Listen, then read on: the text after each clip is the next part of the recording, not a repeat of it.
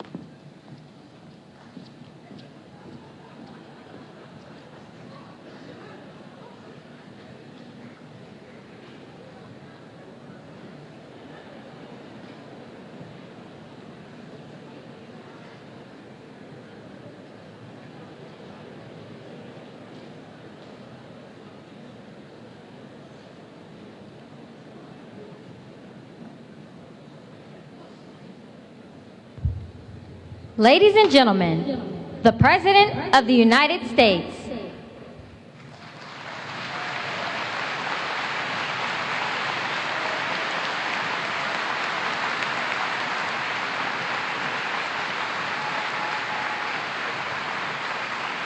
Good afternoon, everyone.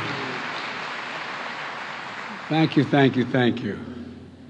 Friends, partners, Speaker Pelosi, members of Congress who've traveled here to represent the United States, and fellow leaders. It's an honor.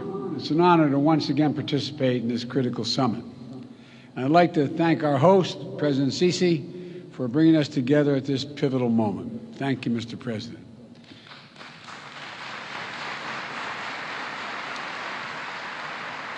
Let me start by acknowledging that this day is a day of commemoration at home in the United States. It's Veterans Day. America's veterans and their families, survivors and caregivers, are the very spine and soul of the United States. And on this special day, on every day, I honor all of those who sacrificed for our nation like my son. I want to thank one proud American veteran, a lifelong public servant, a dear friend, and literally one of the most decorated men to fight, Special Envoy for Climate, John Kerry. John,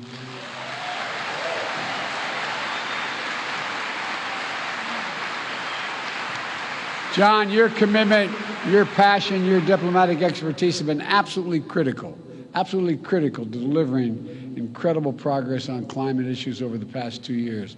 And I thank you, pal. I thank you for being my friend. Here in Egypt, the Great Pyramids and the ancient artifacts stand as testament to millennia of human ingenuity.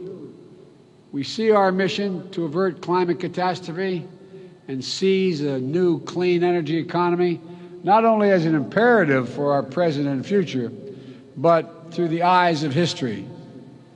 According to the World Meteorological Organization, the past 8 years have been the warmest on record. In the United States, we're seeing historic drought and wildfires in the West, devastating hurricanes and storms in the East.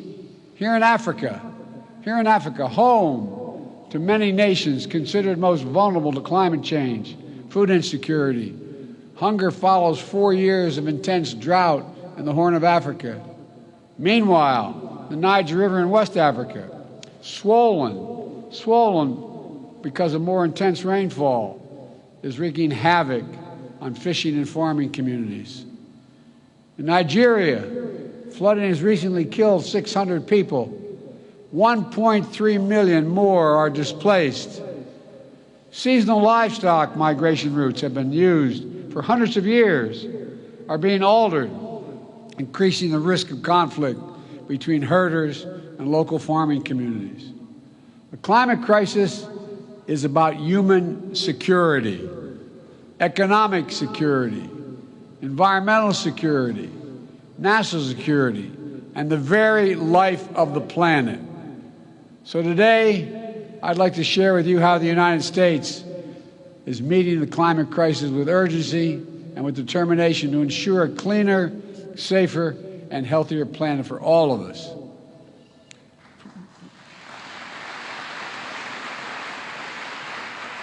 From my first days in office, my administration has led with a bold agenda to address the climate crisis and increase energy security at home and around the world. We immediately rejoined the Paris Agreement. We convened major climate summits and reestablished. I apologize whoever pulled out of the agreement. We established major economies forum to spur countries around the world to raise their climate ambitions. Last year at Cop27 in Glasgow, the United States helped deliver critical commitments that will get 2/3 of the world's GDP on track to limit warming to 1.5 degrees Celsius. Over the past 2 years, the United States has delivered unprecedented progress at home through a generational investment in upgrading our nation's infrastructure. We're making our power grid better able to transmit clean energy, expanding public traffic, transit and rail, building nationwide network of electric vehicle charging stations, over 50,000. And this summer, the United States Congress passed, and I signed into law my proposal for the biggest, most important climate bill in the history of our country, the Inflation Reduction Act.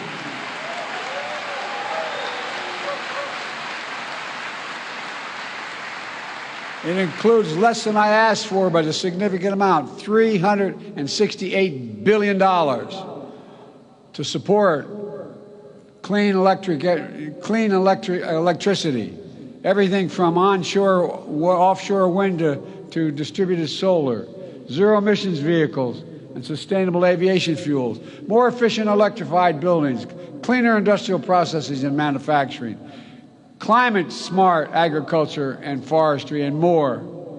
Look, our Department of Energy estimates that the new law will reduce emissions in the United States by about 1 billion tons in 2030, while unleashing a new era of clean energy-powered economic growth.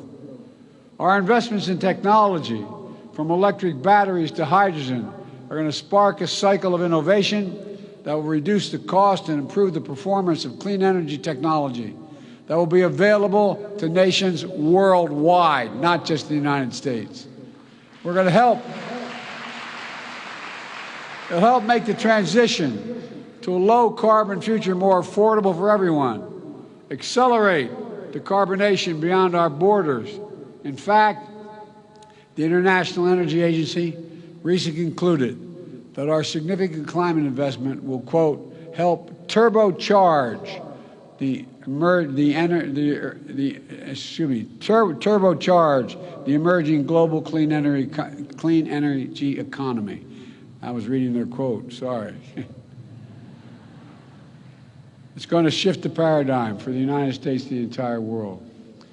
We also ratified the Kigali Amendment to rally the world in phasing down the production and consumption of HFCs, greenhouse gases, that are thousands of times more damaging than carbon dioxide. And just yesterday, the United States became the first government to require that our major federal suppliers disclose their emissions and climate risk and set targets for themselves that are aligned with the Paris Agreement.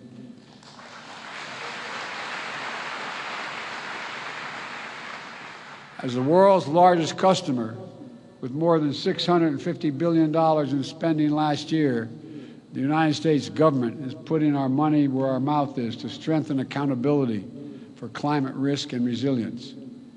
These critical steps are already locking in vital investments in our infrastructure, delivering lower costs for clean energy, spurring good-paying union jobs for American workers, and advancing environmental justice in our communities. Folks,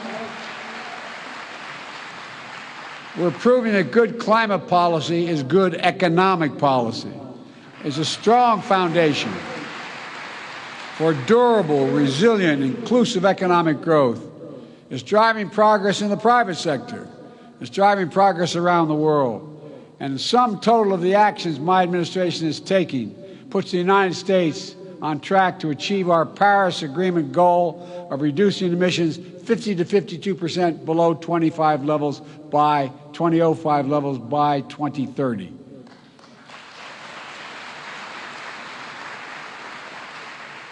Let me just take a moment to emphasize how meaningful it is that I can say that. I introduced the first piece of climate legislation in the United States Senate way back in 1986, 36 years ago. My commitment to this issue has been unwavering. Today, finally, thanks to the actions we've taken, I can stand here as President of the United States of America and say with confidence, the United States of America will meet our emissions targets by 2030.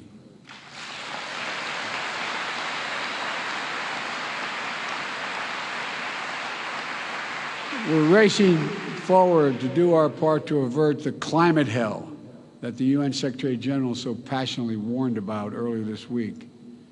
We're not ignoring harbingers that are already here.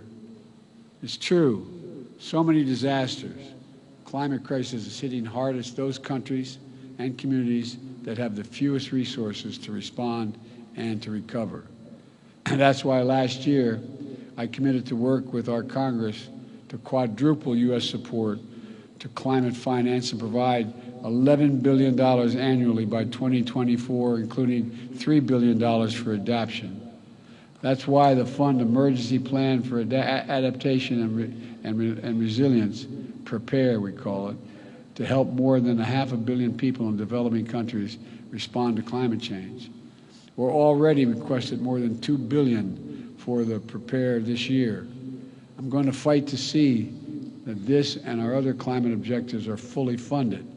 Today, as a down payment, we're announcing more than $150 million in initiatives that specifically support PREPARE's adaptation efforts throughout Africa, including Adaptation in Africa, effort that Egypt and the United States launched together in June. This includes support for expanding early warning systems to help cover Africa, broadening access to climate finance, providing disaster risk protection, strengthening food security, mobilizing the private sector, and supporting new training center in Egypt to accelerate adaptation across the efforts all across the continent. My administration has also made the United States the first ever contributor to the Adaptation Fund last year, and this year we're doubling our pledge to bringing our total commitment to $100 million. We're also making sure that every dollar we deliver goes as far as possible, unlocking larger pools of finance and the trillions in private investment we know that will be needed. Folks, we're also supporting the Global Shield, a G7 initiative to better protect vulnerable countries everywhere from climate-related losses and quickly respond to climate-related damages. And the G7-led Partnership for Global Infrastructure and Investment is working to meet the critical infrastructure needs in low and middle-income countries with specific focus on climate. The project we're facilitating is built on transparency, partnership, the protections for workers and the environment. One of the many projects already underway is a partnership between American firms and the government of Angola to invest $2 billion building new solar projects in Angola. And everywhere, like everywhere in the world, climate adaptation in Africa is working toward energy transmissions as just means creating good jobs, spurring inclusive economic growth, and leaving no one behind as we implement the Sustainable Development Goals. Folks, now I know this has been a difficult few years. The interconnected challenges we face can feel all-consuming. And the upheaval we're seeing around the world, especially Russia's brutal attack against Ukraine, is exacerbating food shortages and energy spikes in cost, increasing volatility in those energy markets, driving up global inflation. Against this backdrop, it's more urgent than ever that we double down on our climate commitments. Russia's war only enhances the urgency of the need to transition the world off its dependence on fossil fuels. True energy security means that every nation is benefiting from clean, diversified energy future. No action can be taken without a nation understanding that it can use energy as a weapon and hold the global economy hostage. It must stop. And so this gathering must be the moment to recommit our future and our shared capacity to write a better story for the world. Let's build on our global climate progress, raising both our ambitions and the speed of our efforts. The science is devastatingly clear. We have to make vital progress by the end of this decade. And that's why the United States is rallying the world around climate game changers. I launched one such game changer last year in the European Commission President von der Leyen, the Global Methane Pledge. We started it with the EU and 8 other countries. In Glasgow, it grew to more than 100 countries. Now more than 130 countries have signed on to covering more than half of the global methane emissions. Methane is 80 times more potent than carbon, and it accounts for nearly half of the net warming we're experiencing now.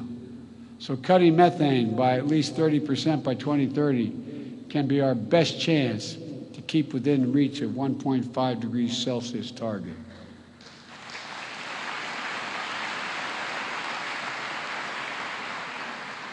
Today, we're releasing an updated Methane Emissions Reduction Act plan, which lays out how the United States is meeting the pledge. We're investing more than $20 billion in domestic methane mitigation to do things like cap orphan wells, leaking methane, improving industrial equipment in the oil and gas sectors to reduce emissions. It also lays out strong regulatory actions, including a new proposal from our Environmental Protection Agency to strengthen standards on methane across sectors, especially from super emitters, just to make sure it's not released into communities impacting on public health. All told, these steps will reduce U.S. methane emissions from covered sources by 87% below the levels of 2005 by 2030. Folks, another game changer is conserving our natural environment, whether it's the Congo Basin's forests and peatlands here in Africa, or the Amazon Basin in South America, or forest, wetlands, grasslands in the United States. Preserving nature is one of the most impactful climate solutions we have. Some that indigenous people communities have known and been the stewards of these efforts for a long time and generations. They've known it. Here at Cop27, we are co-chairing Forest and Climate Partnership to deliver real rapid strides to halt deforestation. The best part is we don't have to develop any new technologies. We just have to make clear forests are more valuable when they're preserved than when they're destroyed. It's that basic.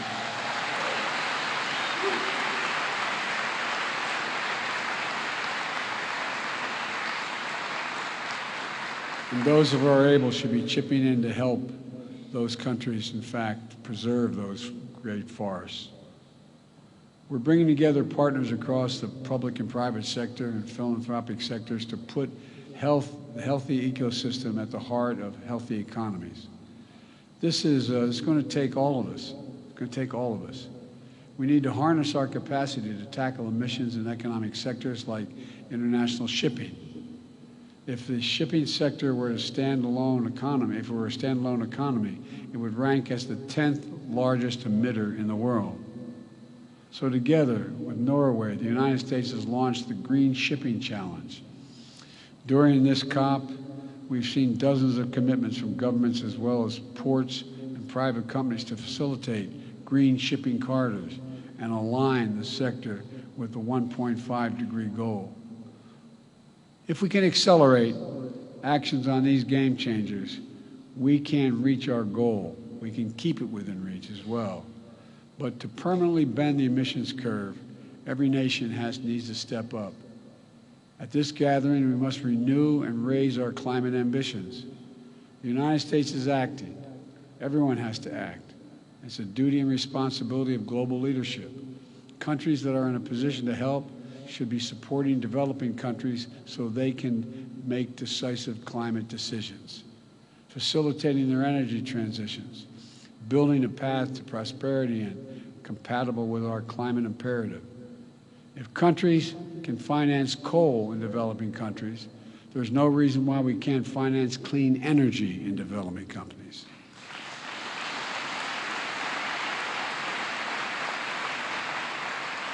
I'm pleased to announce today, alongside the European Union and Germany, a $500 million package to finance and facilitate Egypt's transition to clean energy.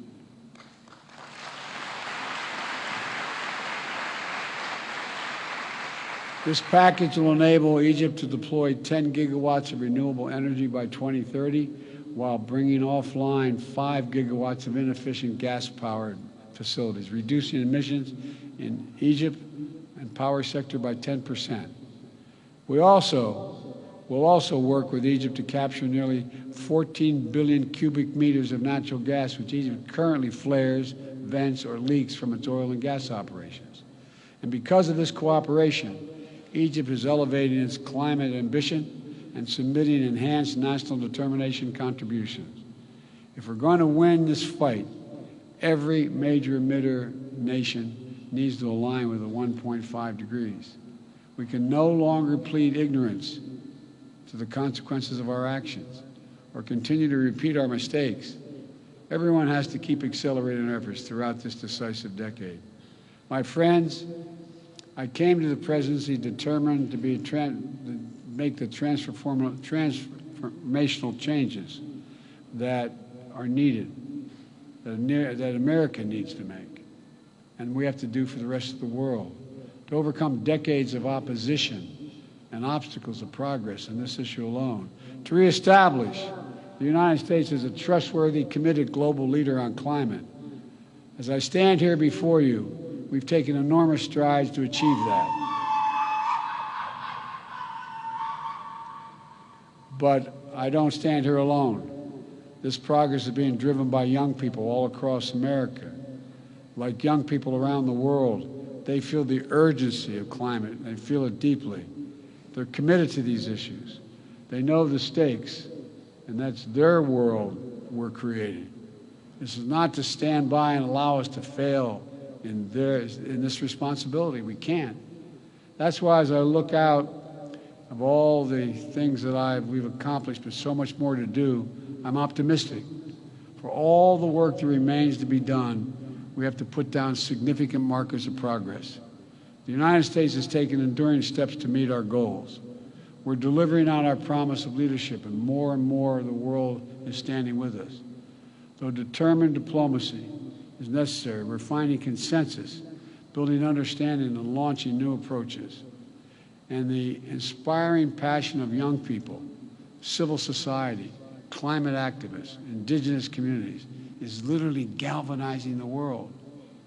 Yes, the challenges we face are great, but our capacity is greater than the challenges. We must never doubt that. So let's reach out and take the future in our hands and make the world we wish to see and that we know we need. A planet preserved for generations to come. An economy powered by clean, diversified, secure energy sources. Opportunities unlocked through innovation and cooperation to deliver equitable, more prosperous, and more stable, and more just world for our children. That's why we're here. That is what we're working toward. And we can do it together, I am confident. Thank you, thank you, thank you, and may God bless you all.